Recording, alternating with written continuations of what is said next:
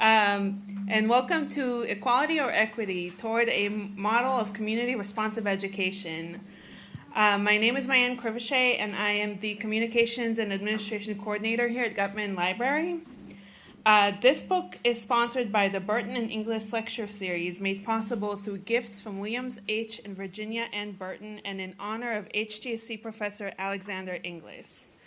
And as you can see on this slide, you can save 30% off with this coupon code EQGL23 at the publisher's website. This offer is available until May 7th. And I would like to briefly introduce Jal Mehta, Professor of Education here at HGSE, who's also faculty co-chair of the Learning, Design, Innovation, and Technology program. Jal?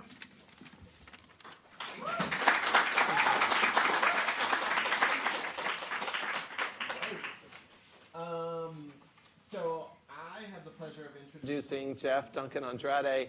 How many people here, don't feel? How many people here feel like they already know a bit about Jeff? All right, that's kind of what I thought. Jeff is a nationally known leader and figure. I'll read you a few official things, and I'll tell you a couple of unofficial things. He's a professor of Rasa Studies and Education at San Francisco State University. He's the founder of Roses in Concrete Community School, which is a community-responsive lab school whose goal is to develop youth who are characterized by self-discipline, integrity, love, and hope in the pursuit of justice and equity for all communities.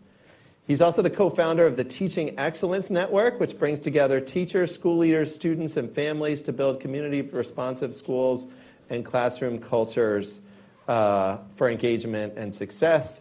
That network now has over 200 schools in 9 states. The more people who can be touched by Jeff's work, the better. He was invited to the Obama White House for the high school summit in 2016, which I'm still waiting for my invitation for. He's been part of the National Commission of Teaching in America's Future. And then some unofficial things. Keith Collar was telling me that he gave an Asquith here 10 to 12 years ago that people are still talking about. I can believe that. We were part of some work together where I was coordinating it, and he said, are you going to do the deep relational work that you need to do to build this kind of an initiative? And I didn't, and it failed. So the moral of the story is that, when Jeff speaks, we should listen. We will try not to hold the fact that he's a Warriors fan against him. Jeff Duncan Andrade, come join me.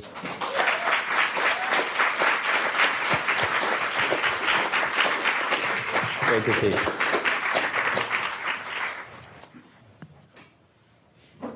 Don't sleep on the Warriors. So the format we have for today is I'm going to ask Jeff a few questions, and then we'll open it up for your questions. Hopefully, the questions will give us a chance to get into the book a little bit, which I highly recommend. Equality or Equity Towards a Model of Community Responsive Education. So maybe we should start there. You talk in the book about the difference between community responsive and culturally responsive education. What's the difference between those ideas, and why do you think it's important? So before I respond to that question, I just want to acknowledge you for being willing to do this.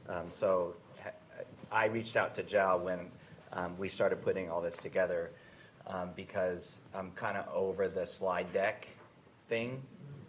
I credit Zoom teaching for helping me kick that habit. Because if you haven't figured it out yet, slide decks don't work on Zoom. So thank you for making the time to come and spend some time. I always appreciate our time together. I also want to acknowledge Jane. Where'd you go, Jane? who was my editor in this book, and was just so encouraging, and via that relationship, got to know each other personally, speaking of doing the personal work. So it's really nice to be here and to have you here to see this kind of coming full circle. And this is Jane's first time to meet my family. So my two sons are here, who I'll talk a little bit about today, Amaru and Tayeri, and my fiancée, Vanessa, which is really the only reason that I came, so that I could go to lunch with Jane and bring my family. And then thank you to all of you, and especially to Brendan. Where'd Brendan go? Longtime friends and colleagues and comrades from the Bay. We have him on lease out here. He has to come back. But so thank you, and to all of you for being here. What was the question? Community responsive. Oh, right. The book. This book is born out of a talk that I started doing probably, I don't know, like right around the last time I was out here for Ask With. And this was kind of a point at which districts, individual schools, policymakers, funders were all suddenly all about equity. Right? And it was the new hot thing, and everybody was, equity was all the rage. And I was getting called in with a fairly high level of frequency to be a thought partner with these folks as they were developing their equity strategic plans. And the first thing that I say to folks that are pursuing equity is that if you have an equity office, or if you have an equity officer, that's how you know that you ain't got equity. Right? Because equity cannot be the job of one office. It cannot be everybody's an equity officer or nobody's an equity officer. So as I'm coming into these conversations very much with that perspective, and I'm reading these strategic plans, the frequency with which I saw the terms equality and equity used interchangeably really troubled me. Because I do think that equity is the right move, and research certainly bears that out across multiple disciplines, which hopefully we'll get to talk a little bit about today. So I started doing this talk as a way to disentangle those two concepts, okay, and to really push forward the idea that yes, equity, in my mind, is the right move, but why didn't equal education work in this country? Or why hasn't it produced a pluralistic, multiracial, just, civically engaged democracy? And there was no interrogation of that, right, in these plans. There was no interrogation of it as I saw it attempting to play out on the ground. And without understanding why, because this is not a soft pivot. Right, a move from an equal education system to an equitable education system, that's a really hard pivot. I mean, these are fundamentally different, right, prospects. And I didn't see schools or policymakers or funders doing the work that they needed to do to understand, one, why did we ever begin a conversation about an equal education system in the most unequal of any of the world's democracies? Why did we even want to have that conversation? And they weren't doing that work, right? And so we started there, and the book gives a kind of deeper treatment, right, about Brown and why the Supreme Court had to weigh in on education. And of course, we all know that the Supreme Court weighs in on education because the original design of the public education system in the United States was never intended to be equal, right, nor equitable. So I wanted first to do that investigation, to understand when did we start talking about an equal education system. And by the way, right, we can leave this room and go out anywhere in this city and ask anyone in this city, are schools that serve poor children and schools that serve middle class and wealthy children equal? And to a person, everybody will say, no. Okay? And equality is like, that's Sesame Street level, right? That's one for you, one for me, one for you, one for me. And we have not pulled that off. And now we're talking about doing calculus, because equity is calculus, right? Requires a much more dynamic, complex, right, systematic, institutional capacity and response. And we couldn't even get past like basic arithmetic. So we got to be really honest about, right, that truth telling. And what I find is that this country is allergic to the truth. And schools represent that, right, that allergy. We don't tell children the truth in schools. And so for that reason, we keep, that age-old adage, right, from Santayana, that those who do not understand the past are doomed to repeat it. Okay. So the book really became about, okay, first let's tell the truth. And as I got into the Brown decision, I didn't, I was, of course, familiar with the Brown decision, but I had not really read the Brown decision. And I hadn't met with legal scholars to discuss. And I was stunned at how weak the Brown decision is.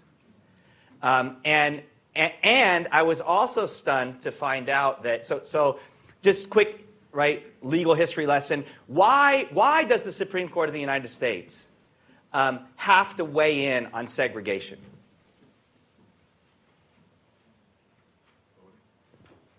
What do you mean? He said voting. Used to be 3/5 in person. That affected how many voters there were. So Brown was about voting. No, Brown wasn't about voting. Right? Brown was about desegregating, right, public spaces. Okay, looking specifically at schools as the test case. Why did the most powerful policy body in the land have to say, we have to racially desegregate public spaces? Either of you. Because black folks were asking for equal resources for their schools, and in some cases, black students in certain schools were actually outperforming white students already. And so if they gave the resources, then there was the potential that black folks could get a leg up in society, but they decided to desegregate so that they could just funnel the black students into the white schools and provide them with inadequate services and education within their own power. Okay, but why? Why did they have to do that? Why weren't black families, brown families, right? Because the precedent decision to the Brown decision is actually Latino families in California, right? It doesn't go to the feds, right? It gets handled at the state. I saw your hand, brother. I give you the hotter take, which is that because we were at war, we looked crazy for not living our ideals. I'm not sure the U.S. has ever given a shit about living its ideals, but yeah, maybe, right? Yeah. Yes, other branches of government weren't doing it. Governing state, local, federal, we're not doing it. So they needed to go to the Supreme Court. And there's absolutely some truth in all of this, okay? But my read on it is that the Supreme Court had to weigh in with Brown because the Supreme Court had already weighed in around racial segregation. Racial segregation was the law of the land. And a lot of the public narrative, right, about racial segregation is that it was de facto. It was some individual bad actors, mostly in the South, right, these redneck racists, when in fact, no, actually, right, the Supreme Court had weighed in with which decision? Plessy versus Ferguson, right? To say that the law of the land was separate is by definition, right, equal, right? And Plessy was about what? Schools? What was Plessy about? Rail cars, right?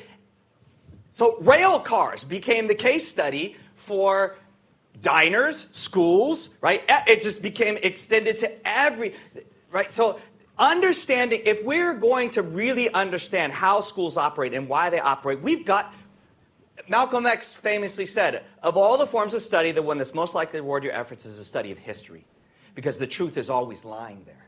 Right? And if we look at the history, right, then we understand exactly why schools are functioning in the way in which they are. Right? So fast forward to Brown, and Brown, so my understanding about Brown is that it nullified Plessy. Brown is silent on Plessy. And that's, right, so legal scholars have begun talking a lot about this, because normally when the Supreme Court weighs in on another Supreme Court decision, and it is bringing in decision 2 as a response to decision 1, it will explicitly state, right, that this overturns decision 1, and it doesn't. And so here we are, right, 2023. I'm a social scientist, so maybe there's some quant heads in the room that can do the math. 1954 to 2023, how many years is that? Wow, it's a lot of social scientists in the room. 69, okay? Yeah, that's all right, you're in the ballpark. He got to 68, right? We're creeping up on 7 decades, right, of a national commitment to an equal education. And how are we doing? We're not even sniffing it. And so now we're talking about going to an equitable education system. How many of you, I realize there's probably a lot of grad students in here, so how many of you own a home? Damn, Harvard really cashes out the grad students. No. Okay, so those of you that own a home, right? What was the first thing you had inspected before you bought? What'd you have looked at? Foundation. Okay, foundation. Why the foundation? Why not? It's Boston. Like you didn't want the double pane windows or the HVAC system or checking the roof. Why the foundation? Everything's built on it. Yeah, everything's built on it. And one of the most important things that we can do as folks that are investigating how to create an education system that supports a just, pluralistic, multiracial, civically engaged nation state, right, is to investigate the foundation of our public education system. Because that's where we're doing the work every day. And the foundation of our public education system is rotten to its core, right? From outset, right, and so what we did with Brown, right, was to add double pane windows. What we did with Brown was to put down a new, right, hardwood floor, without ever taking a hard look at the fact that the foundation is deeply flawed. So we're throwing good money after bad until we get ready to say, okay, we've got to rip up the foundation and begin to ask first the most important question when you're working with the babies, which is, for what? For what? Why, as a nation, have we chosen to say that we will take children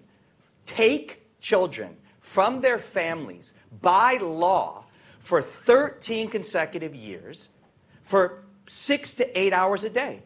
Why are we doing that? And without exploring that question, we default to the position that it is a public good. I question that. I question whether or not our public education system, as it currently resides in our lives, is actually a public good. And you know who else does? A whole bunch of kids that keep walking through doors with automatic weapons and laying people down. And a whole bunch of other kids who aren't there, right, but that are checked out or checking out, right, every single day because their moral code is north. And they're telling us, right, my tío, Maestro Jerry Teo, founder of the National Compadres Network, who I talk a lot about in this book, right, says that wounded children speak the most truth.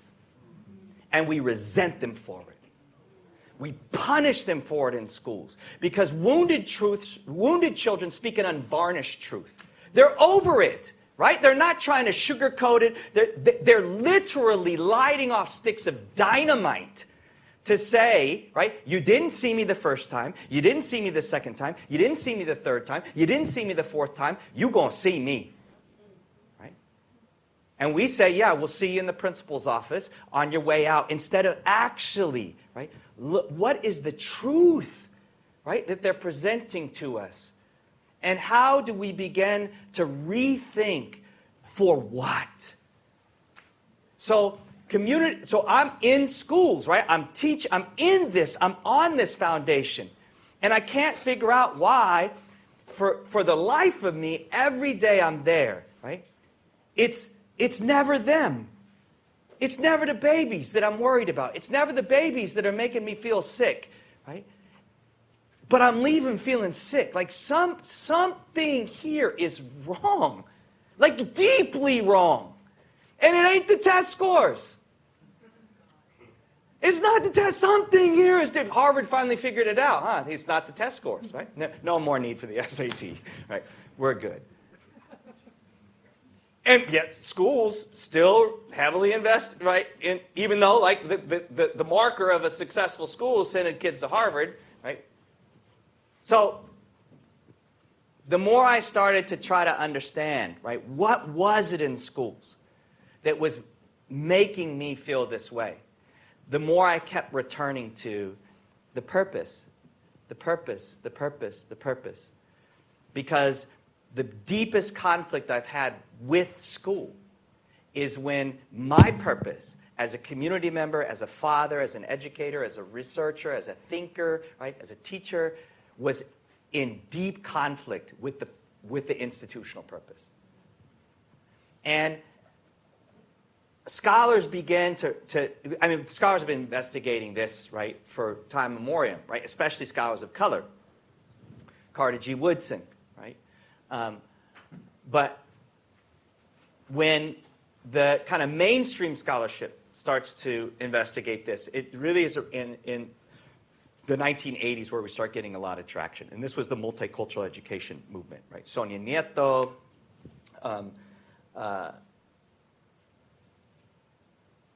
host of others who are escaping me right now.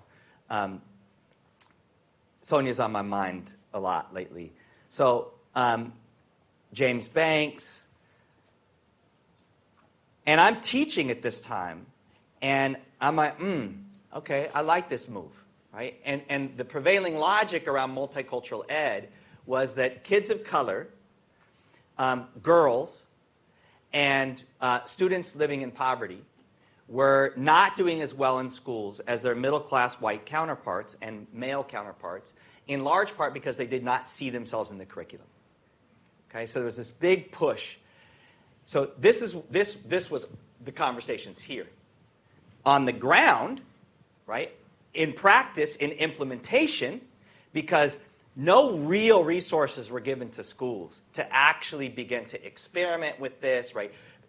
Play around with no extra money, right? Just make this change. And so on the ground, what the actual implementation was, you have black kids. Black kids like Malcolm X because he's black. Everybody should read the autobiography of Malcolm X. Suddenly, we go to the book room, and there's like 300 copies of the auto. And if you work with Latino kids, right, you are mandated to teach The House on Mango Street by Sandro Cisneros because all Latino kids that's mandatory reading, right? And so not only did kids of color not improve in overall achievement with this, right, shift, they started doing worse in school. And there's lots of theories why. We can leave those alone for now. But so so it's like, damn, changing the curriculum didn't work. And of course, changing the curriculum didn't work because we didn't change our purpose. We didn't change our pedagogy. So we're teaching exactly the same way, and all we did was change who the books were written by. And which may be even more insulting for kids of color. Right? That now I have this person teaching me the autobiography of Malcolm X that hates Malcolm X, right? So, right? Then another group of scholars responds to this, right? Okay, right move, wrong application. So along comes Gloria, right? And and culturally responsive education, and the Dream Keepers, right? And then a whole host of other researchers, right, that are picking up on her brilliant work. And then it gets on the ground. And schools are like, oh, right. What we have to understand is what works for Latino kids. What we have to understand is what works for black kids. And so there's this school in the Bronx with black kids. And they do pretty good with the black kids. And we have black kids in Compton. So let's take their program and copy it over I had a nervous tick. Copy it over, right, to Compton, because those kids in the Bronx are black, and those kids in Compton are black, and classic white supremacist, right, move, right, to just essentialize race and essentialize blackness and essentialize, right, Latinidad, and say, well, that worked for those Latino kids in San Antonio, and we have Latino kids in East LA, so let's copy their program. What would y'all do, right? Give us the playbook. And, of course, right, here we are, right? And multiple iterations, right? And it's not that multicultural education or culturally responsive education wasn't the right move, right? It was the bazillion-dollar question in our field, right, which is the theory to practice move. Right? We have great theory. We have shit practice. Right? And the lack of attention to closing that gap. Because Gloria can't fly to every frickin' school that wants to be culturally responsive. Right? And even if she does, she can't stay there. So you get in there, you drop dimes, and all the teachers are doing what y'all are doing right now, which is, yes, we got the teachers in the color, which are always in the back, going like this, right? And then, right? And then we leave, right? And the school returns to business as usual, right? Because it's calculus. I don't throw a calculus equation up on here and then walk out and suddenly y'all can do calculus, or anybody can do calculus, right? The treatment has to be much deeper. So,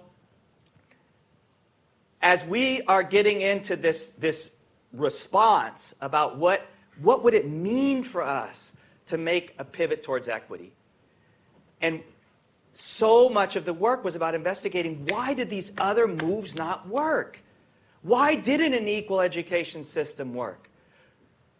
Why didn't multicultural education work? Why didn't culturally responsive education, culturally sustaining education, why hasn't this worked?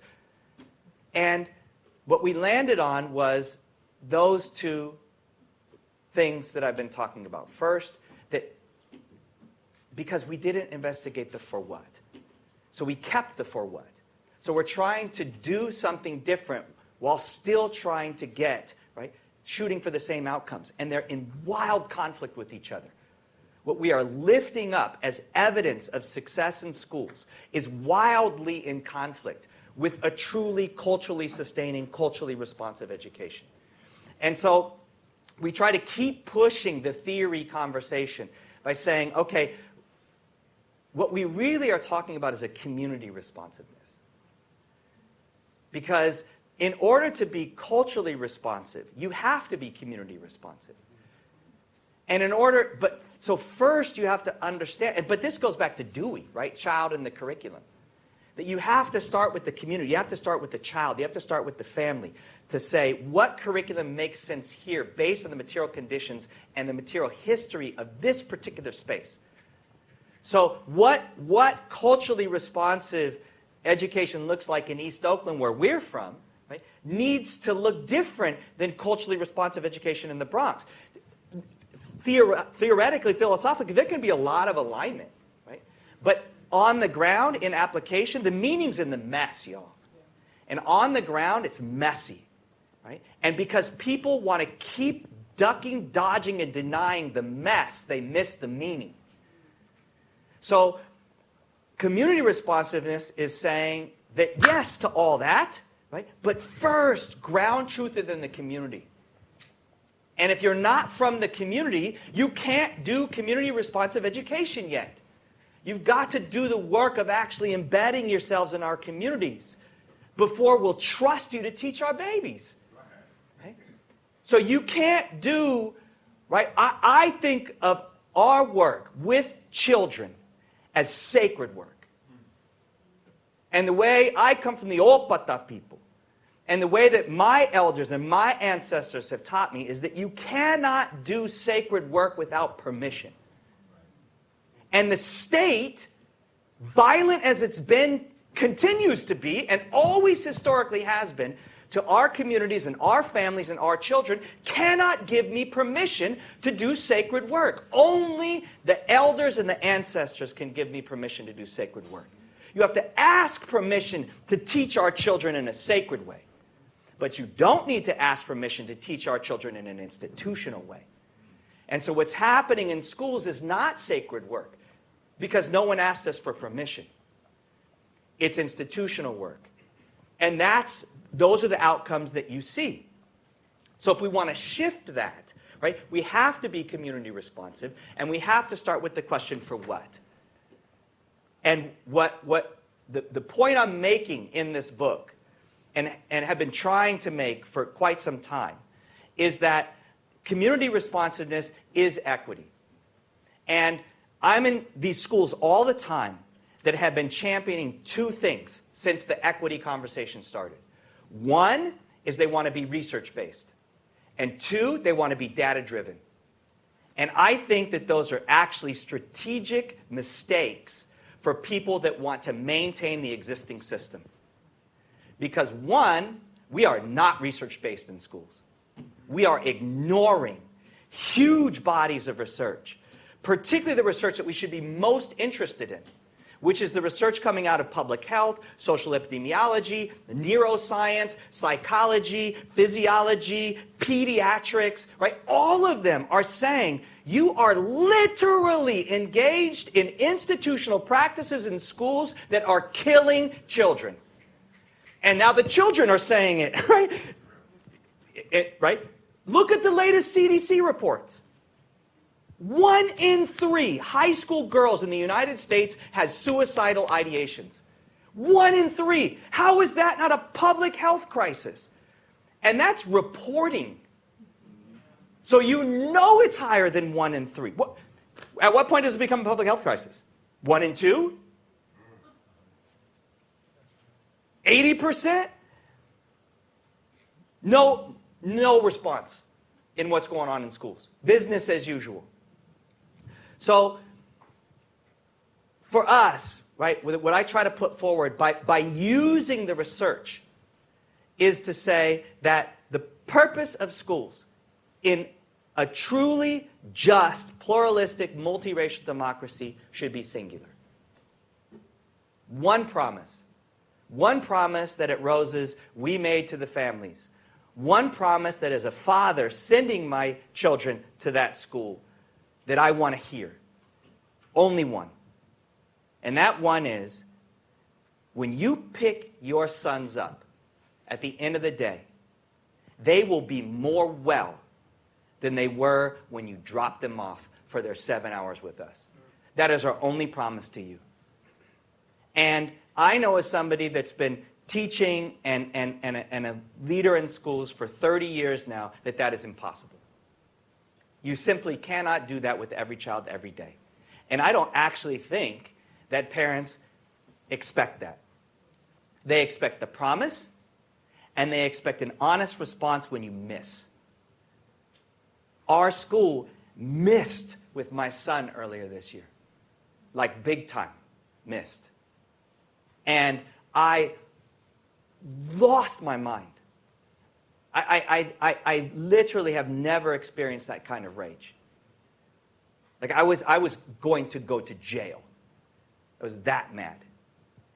And the school, different than what we see in most schools, did not apologize. They atoned, which includes apology. But what we teach in most schools to these babies is that you have to apologize. And that's what we see with our leaders, right? They do absolute nonsense, and then they write an apology. And that starts in elementary school. Right? You hurt somebody on the playground, what do you have to do? You got to say sorry. You got to say sorry. Joe, you got to say sorry for not loving the Warriors. You got to say sorry. Okay? You got to say sorry. Okay? And then Joe says sorry for hurting my feelings. Okay? And then the teacher looks at me and says, you accept his apology, right? And then I say, yeah. Not understanding, right? And knowing, right, based on the communication, it's not even important that I accept his apology. It's important that I'm compliant so the teacher feels like I've accepted his apology. And Zhao's, properly contrite. Right? And we're good. Day continues. Over and over and over again for 13 years, this is what you learn. Atonement, which is what we teach, ancestrally, what we've taught in our communities, is yes, you must apologize. You must own your responsibility to speak to that person that what I did to you was wrong and I am sorry. And then you must make it right. And what that looks like is incredibly complex. And it took the school 2 weeks of working with my sons and the other children that had done the harm to sort through, right, what needed to happen in order for that to happen. And so that's purpose-driven. They could not get back to ABC 1, 2, 3 until the atonement, right? Until the healing, until the medicine had begun to be distributed. And that's about purpose. For what? That is actually what the research suggests creates higher reading scores. That's what the research suggests creates higher levels of engagement, higher levels of participation, better attendance, right? All the things that we're looking for. But if you don't change the purpose, then you continue with the same practice. Okay, so I'll put a bow on this by saying that comes back to the data. So to get from the hotel where we're staying to here, we had to use this. Okay, because although I have been here before, although I was across the street for the Asquith Forum, okay, I have been here before, I haven't been here for a while, so I needed some guidance. So we used, we'll say we used Waze. We actually came in a Lyft, but we'll say we used Waze for the purposes of this example. And so to get from the hotel to here, what did I have to put into Waze? Address, which Waze reads as what? Okay. My son says destination. Okay? Not quite right, son. You've been to this talk multiple times. I don't know why you don't know the answer. Time for the refresh. You just lost 15 minutes of video game time. It's okay. You can get it back. Just get the next question that we set up right. So Waze reads the destination as data. Okay? And let's say I put the wrong address in. What would have happened? I'd be somewhere else, right? And Zhao would be up here singing the praises of the Warriors. But I still would have been data-driven.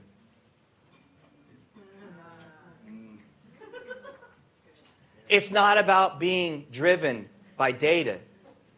It's about being driven by the right data. And if we keep ending up in the same wrong place with the same group of kids decades after decade after decade, maybe we should change the data we look at. Because when you change the data you look at, it changes the questions you ask. And when you change the questions you ask, it changes the answers you come up with. And if those answers still land you in the same wrong place with the same group of babies, what do you know? Wrong data, right? And if we look at the data that this book explores, the public health data, the social epidemiological data, right? The psychological data, the neurobiological data, it is absolutely clear that what we are doing with children in this country is not only bad for children, it's bad for the sustainability of the nation state. And after 70 years of an equal education system, we are the most radically unequal of any of the industrialized societies. So tweaking, right, we're heading the wrong direction. We're trending the wrong way. We're growing the gaps in inequality. That's purpose. So then the question is, well, what is the right data? And so this book, along with an article that I wrote with Alison Tintignagos-Cubales, is our first effort to try to answer that question. And to say that based on all of the reading that I've done in these fields, all the things that we know in the medical research lead to youth wellness are absolutely measurable. And so we created the first of its kind youth wellness index. To actually, we spent a year pre-pandemic with some of the leading experts in the country, with children, with families, with teachers, with school leaders, to try to answer that question, right? What are the leading indicators of youth wellness? And there is absolute clarity about this. And what one of my grad students, who I interview in the book, Tiffany Marie, is one of the most brilliant educators I've ever been around. What she said to me when we were starting this work, so she was on the research project with us, what she said to me was, you know what's interesting, Jeff? What's interesting is that all these things that we're talking about and citing, like Harvard School of Public Health and Yale's School of Public Health, and all of these, right, leading thinkers, is that everything that they're saying is what our elders and grandparents and ancestors have been saying for a century and a half. And suddenly it's true. Which is fine. Cool. Right? If you need Western science to validate some common sense shit, right? Now you got it, right? Cool, take your pick. I can cite study after study after study after study after study after study after study that says what our communities have been insisting on from schools since you finally let us through the doors, right, is now backed up by your research. So you can't ignore the research, right? And you can't keep using the same data because your own institutions say what's being measured in schools are what are called lag indicators of youth development. Test scores, reading, writing, attendance, all of those are lag indicators. And if you use lagging indicators to adjust your institutional practice, the best you can do is guess. Because you need lead indicators. You need process data to understand outcome data. And schools don't have that right now.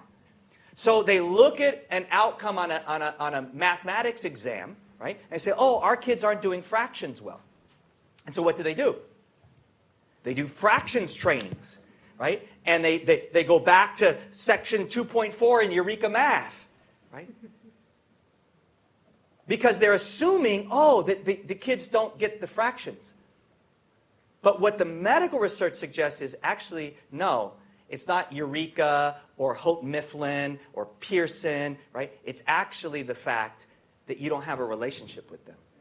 I see that every day. I know what you're talking about. Every day. Grad school. Yeah. Grad school too, right?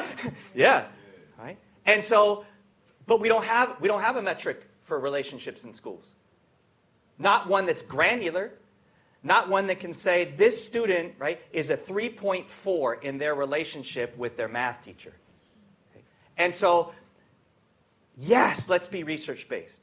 And yes, let's be data-driven. And let's have a conversation about our purpose. And then make sure that the research and the data match the purpose. And that's what it means to be community responsive. And what's so powerful is that in the ed research, so for 4 decades, if you look back historically at the research on what effective teachers do, it hasn't changed. It hasn't changed. And that's incredibly rare in research, to see the same themes recurring, right? And what the most effective teachers do and have always done are the 3 things, the 3 kind of core elements that are lifted up in this book. Relationships, relevance, and responsibility. And if we can pivot our focus to that, the other things, the lag indicators begin to take care of themselves. We know this, right? The kids that are the most well show up the most profoundly in school. And the kids that are the most wounded tend to struggle the most in school. Now, this isn't always true, right? We can certainly give some outlier examples. But if a school were foundationally focused on the wellness of children, and a child was struggling on their mathematics exam, what would be the first move? The math or the wellness? The wellness. Because they know this child, we're the descendants of the Mexica and the Mayans, right? So mathematics is my son's birthright, right? The Mayans, right, are the quote-unquote discoverers, right, of the concept of cero, the idea you can measure nothingness. So I can't teach my sons math. It's their birthright. All I can do is pull it out of them. So if my sons, based on their ancestral lineage, right, are mathematicians, and they're not doing well in math, something must be wrong with their heart. You win the heart to win the head. And we're banging on the head. We're trying to fix their head. We're into the technocratics and mechanistic elements of teaching. And what the best teachers, what the research bears out that the best teachers have always done when they see a young person struggling is that they let go of the tutoring and the head work, right? And they go to the heart. Because they know the child can do the math. They know the child can do the reading, but something's in the way. Right? And the only way to do that is to stop trying to add wellness onto the school's plate. Because in a plate that's already overflowing, what's the first thing to fall off? The last thing you added, right? So clear the plate. Can we, and I don't know exactly what this needs to look like, but can we say, right, that adding a cupcake onto the meal, right, is not going to suddenly create the fundamental change we are at least rhetorically committed to? That what we've got to commit to is saying, let's do the foundational work. Clear the plate. Let's check the foundation. Let's get that solid. And then let's have a conversation about what needs to get added back in. Everything off the table if we start with youth wellness. Do I want them to read? Yeah. Do I want them to do math? Yeah. Do I care what their test scores are if they're not well? No. Do I know that their test scores will be fine if they're well? Yes. So what we're trying to do in this book is bring us back to a very common sense understanding about what all of us want for our children, right, at the base. And then begin to explore, right, how, and that, right, I don't know.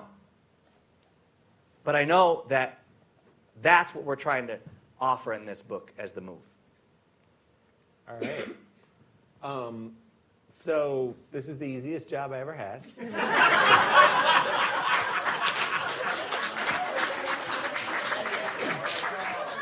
I read the book. I wrote down 7 questions. Jeff said we should reorder the questions because I know myself and we won't get to all of the questions. So we did. And so I asked one. But I'm going to stick with the commitment we made to give some time to the audience. So we got about 10 minutes left. I did want to underscore one thing Jeff said just in our context. At Harvard, one question I get asked over and over and over again is, how are we going to scale it? Everywhere I go, everyone I talk to, they're like, okay, we made this thing sort of work in this place. How are we going to scale it? And I think at some level that comes from a good motivation, which is there are a lot of kids out there that are struggling, and a lot of kids could benefit from a different way of doing school. But I think you really have to hear what Jeff is saying. That is just not the right question. The right question is, what is happening here in this place? Who are these people? What is the purpose of this place? What are these folks trying to accomplish? And how best can they do that?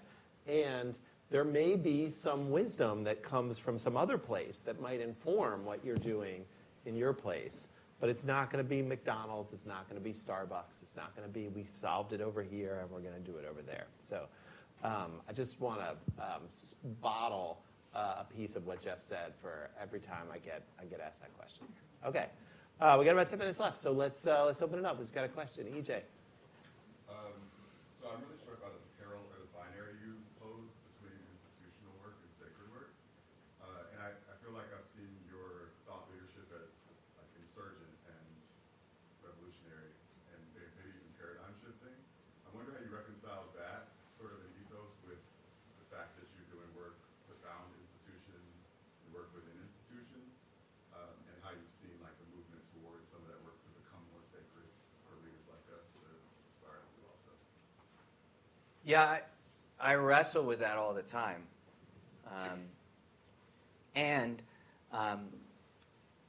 I know my history, I know my ancestors, and I know that we were builders. We are builders, right? We come from builders of civilizations and societies and institutions. So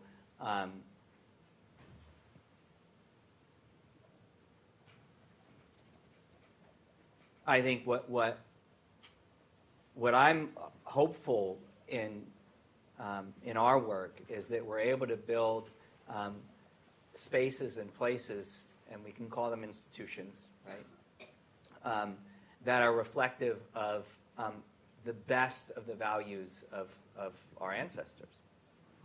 And then in so doing, understanding that there is no playbook, right? Like whether you're talking about the classroom or you're talking about just me as a father to them, right, or a partner to Vanessa, the minute you think you got it figured out, you're in trouble, right? Like staying humble to the fact that because being truly community responsive is understanding that communities are dynamic. And so it's not about, okay, like I've been in East Oakland for 30 years teaching. And when I walk into a classroom on Monday, right, what that classroom needs is different than what it needed, right, on Thursday. And it might not be different like philosophically, like still needs love. Okay? Check. But what does that need to look like for him right now based on what happened over the weekend? And I come in on Monday with the lesson plan, because that's what we do, right? Got to have a plan, knowing that it ain't going to work. And that's what I love about teaching, is that's where you really find out if you can teach, is what happens when the plan starts to go sideways. Can you find the lesson inside the lesson? This is what I meant. Like, can you find the meaning in that mess? Because what children are telling you is like, this is the lesson I need right now. This is the lesson we need right now. And I understand that you had this lesson in mind, right? But actually, this is the lesson I need. And can I be skilled enough to turn that into a math lesson? To turn that into a reading lesson, right? But that comes back to the purpose. If my purpose, right, is to stay aligned with state and national standards exactly as they are written because my principal's coming by and I need to be on, right, this page, then I can't. They have to adapt to me.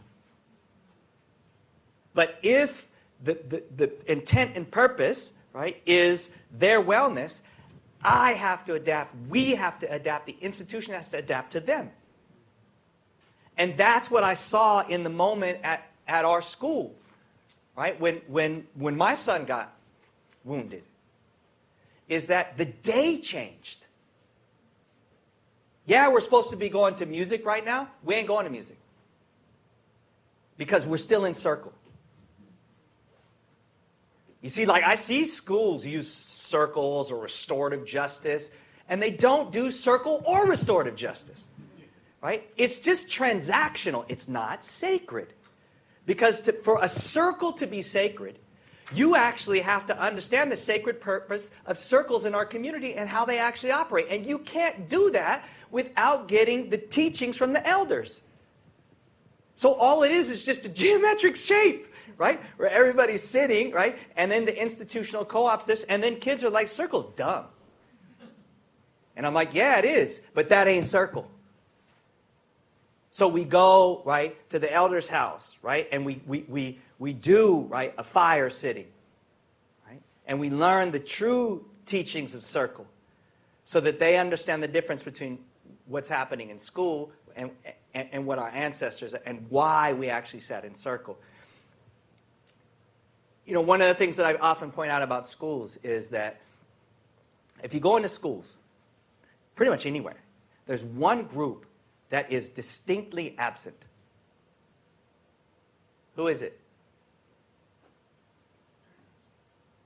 No, parents are there. Okay? They're not allowed to congregate in large groups, but there are some parents there. And teachers are parents, often. Right? Many of our teachers have their kids in the school. Elders.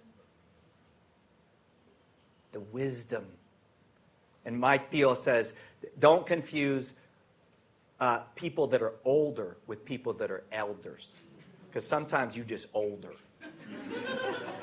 Right? But the elder, right, is one who, via that, right, life has acquired wisdom. And sometimes there's young people that are already elders. You ever been around them? The old souls, right? Whew, they're scary. Right? So I think that the absence of elders in schools creates a particular kind of energy in schools. It's a young energy. Many teachers are young, right? Many principals are young, and of course, the young people are young. And so when you walk into schools, it's frenetic, right? It's this young energy. But when you get around your elders, and I tell teachers this all the time, I tell young people this all the time, go spend time with your elders. And my mom's 93. Right? And her teachings, to me, are almost always about widen your gaze. And so I think that is a really crucial part of the sacredness. You cannot have a sacred space, right, that locks out the elders. Chris Rock has this joke about you want to end a fight? Put a grandma on the porch. And the biggest thugs on the block will be like, dude, I'll catch you later. Right? There's something about, right, the presence of elders, not just your grandma, but a grandma, that changes the energy and the dynamic. So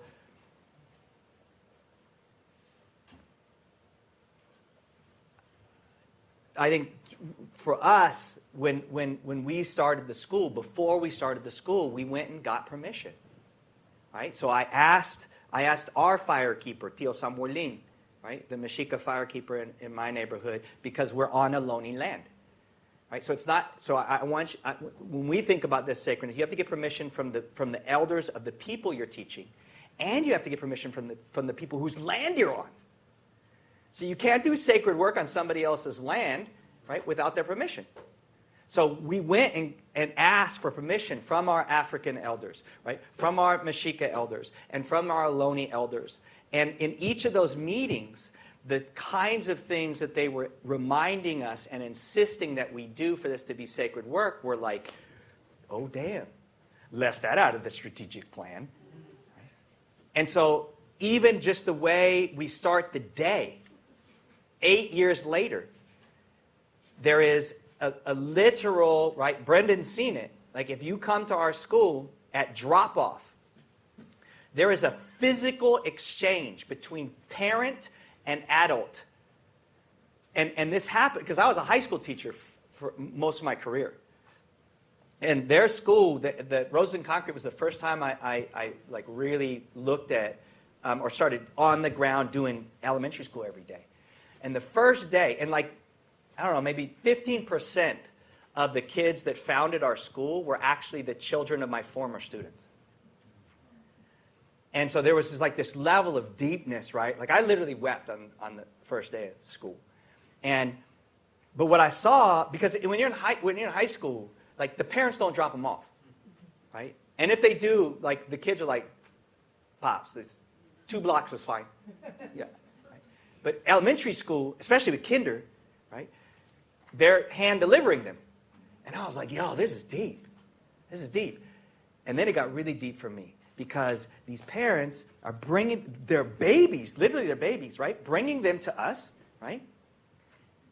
Handing them, and then it's the next move that really shook me. It's this move. And I'm like, yo, that's so deep.